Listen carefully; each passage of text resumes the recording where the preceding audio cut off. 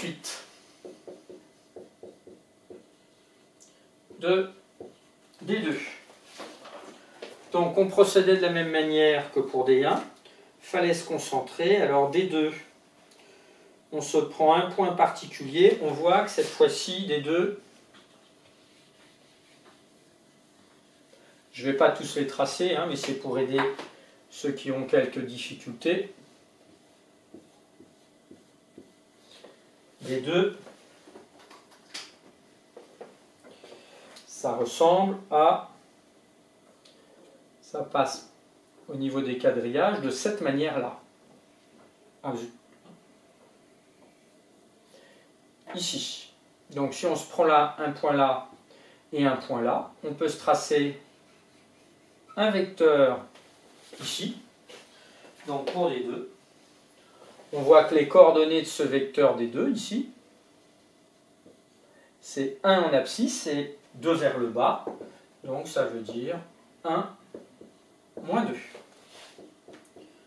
Si tu t'es trompé, tu mets en pause et tu essayes de corriger tout seul les autres. Pour D3, alors je ne vais pas faire les schémas tous. Si tu as un doute, tu me poseras les questions. Alors D3, si on se prend 2 points, alors on a 4 en abscisse. Par exemple, j'essaye de faire le plus simple. Et si on va par là, ça fait 4, 3. Mais par exemple, on aurait pu avoir aussi, si on prenait un vecteur dans ce sens-là, ça faisait toc, toc,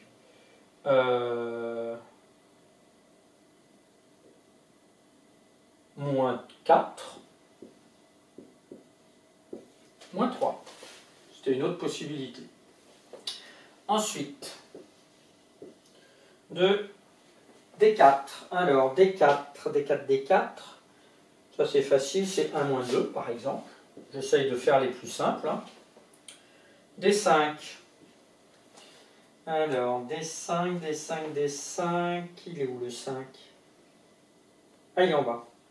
Eh bien, en abscisse, ça peut être par exemple 0.